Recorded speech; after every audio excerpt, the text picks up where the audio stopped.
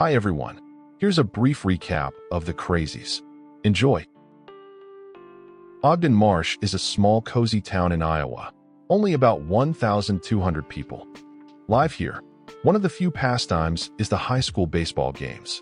The deputy, Sheriff Russell, spotted a man on the field with a shotgun. Sheriff David Dutton ordered the kids to get down and asked Rory to calm down. Maybe the farmer got drunk again. Rory's nose started bleeding. He aimed the gun at the sheriff, and David had to shoot the man in front of the townsfolk. They still don't know military intelligence is already watching them. The coroner will test the victim's blood for alcohol within a day. At the funeral home came Rory's wife and son. Peggy accused David of lying. Her husband hadn't drunk in 2 years. Now David can't sleep. His pregnant wife, Judy, tries to calm him down. He did everything right. In the morning, the coroner confirmed there was no alcohol in Rory's blood. So what affected the farmer? David returned to the field and noticed the school principal acting oddly. Ben stared blankly, not even blinking. Until David called to him. The farmer Bill behaves the same. His wife is worried. In the night, Bill turned on the combine for no reason. She ran.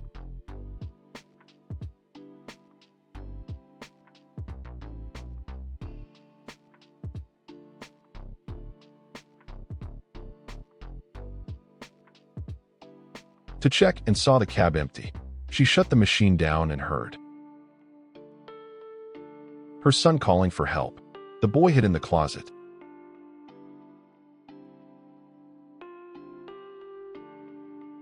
Bill locked his family up and doused the stairs with gasoline, then struck a match and dropped it. Flames engulfed the whole house. David and his wife arrived on scene. A firefighter said Bill was just mowing while his family died in agony, locked in the closet.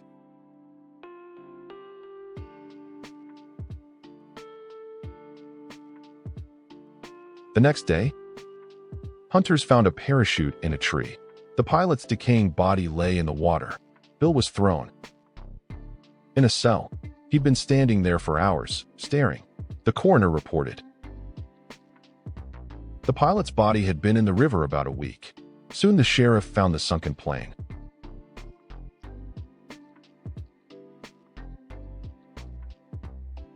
Containment protocol.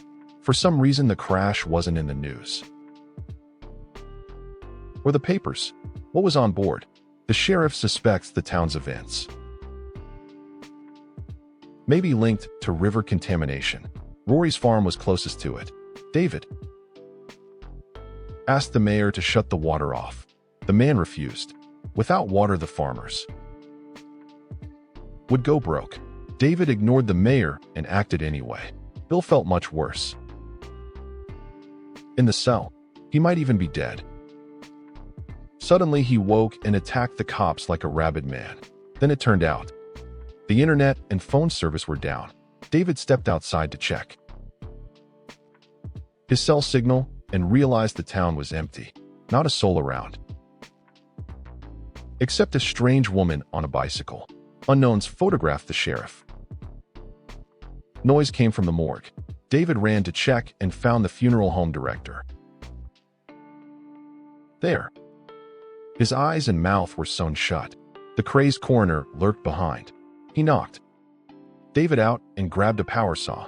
He meant to cut the sheriff up. David tugged the cord, and the madman sawed himself to death. The saw nearly took the sheriff's manhood, but his deputy rushed in time. David told Judy to leave town, but it was too late. Soldiers grabbed them and threw them on a bus with other residents. Those bastards slashed all my tires. What freaks are these? A huge quarantine center was set up at the school. They gathered all of Ogden Marsh there. The couple were taken into a tent. A child was torn from his mother's arms. Everyone's temperature was checked. Likely a virus. Judy's temp was high, so they split her from David, ignoring that she's pregnant because of her pregnancy. So, In the last few hours, Judy was put in detox and sedated. Those who passed screening got allocation cards. With them, the lucky ones could board buses. They'd be taken to a safe zone. Judy woke among the infected. Armed guards. Watch them. A vehicle smashed the fence and the infected broke free.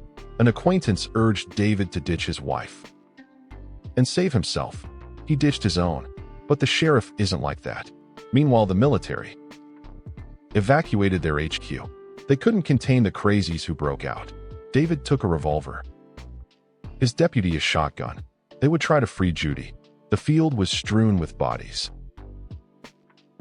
The school principal entered the infected's pen with a pitchfork. He started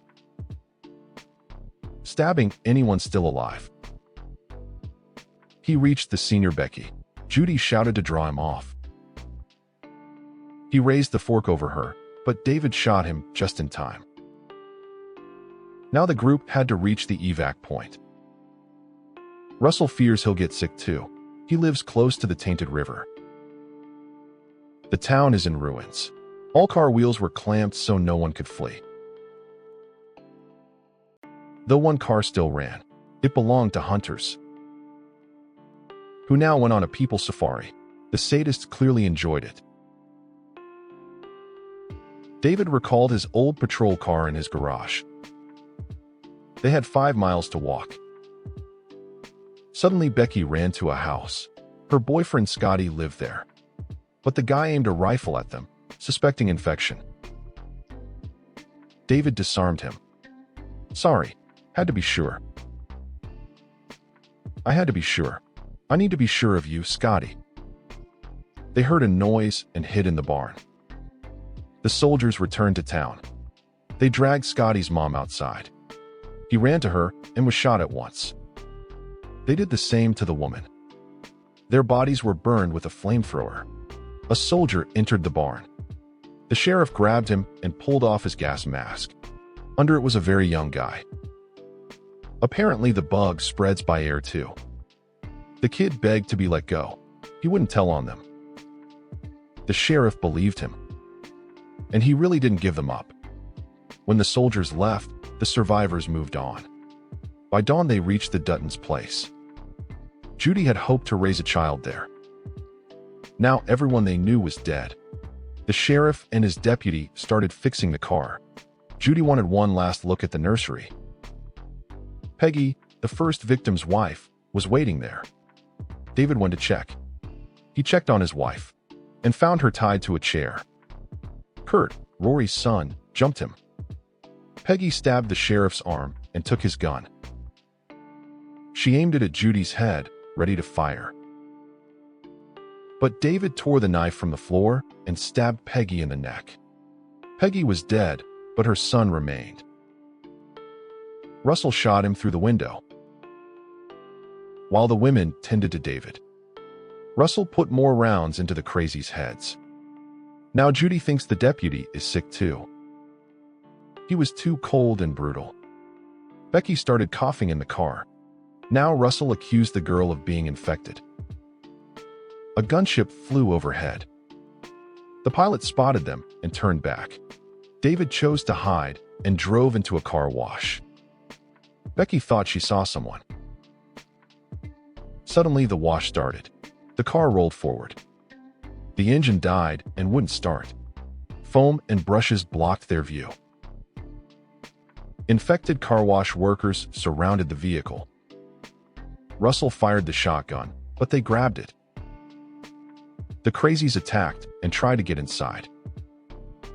The group barely fought them off. But one worker hit above. He looped a hose around Becky's neck, leaving her limp. Judy hoped she could still be saved. But her neck was broken. Oddly, that saved the others. A helicopter blew up the car left outside. Russell even laughed. The trio continued on foot. Ahead was a black car David saw earlier in town. The sheriff drew his pistol to take the vehicle. But Russell cheerfully tossed a hedgehog on the road. The car flipped several times and crashed to bits. The deputy was going to kill the driver. David stopped him. He learned the sunken plane carried a bioweapon,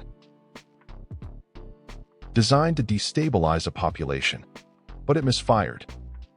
David hoped the man would help them get out, but Russell calmly shot him dead. I said I wanted to talk to him. You talked? Russell left the rifle by the car and started searching it. David seized the moment and took the gun. But Russell didn't like that. He aimed his pistol and took the rifle back. The deputy looked awful. Seems he was infected. After a while, Russell ditched the rifle, too heavy to carry. We'll have to deal with him. No, David, don't. If we don't reach the gas station, I'll kill you anyway. David walked up and asked to talk calmly. Russell lowered his gun. It was a trick. David immediately took his pistol. The guy realized it was over. He'd soon turn into a monster. Can I come with you? Just a bit longer. They let Russell go with them. Together, they reached a roadblock. The deputy offered to draw the soldiers off. He'd die anyway, at least with dignity. He walked up with his hands raised, then reached for his gun and was cut down. David and his wife used the moment to run past. They finally reached a gas station. No people. Evacuation seemed over. Judy noticed hundreds of spent casings on the asphalt and burned-out buses. All the residents promised a ride to a safe zone were gunned down, then burned. Judy thinks they won't make it out, but they can't give up. David went to gather supplies. He saw a hunter's pickup full of corpses. The lights went out. Judy hid from the crazies in the kitchen. The room was also piled with bodies. A hunter missed her and moved on. Her husband found her and led her to the garage. Sadly, none of the keys fit the truck. The right one was on a dead mechanic. David took the key, but a burly grease monkey dragged him into a pit. A hunter had been tracking Judy. She outsmarted him and blew his brains out. David doused the mechanic in oil, then burned the infected alive. Time to get out. They hopped in the truck and headed for the nearest big city. David took a radio and heard a countdown. In 30 seconds, they'd bomb the town. They had to hurry, but nothing happened at 0. Anything? No.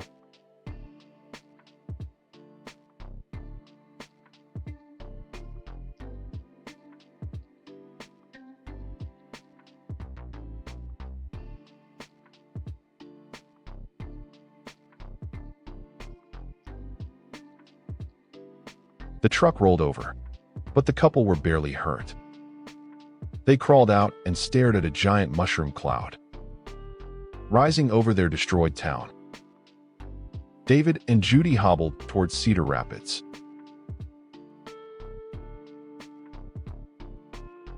Cedar Rapids, Iowa. Population 128,056. Containment protocol. To be continued.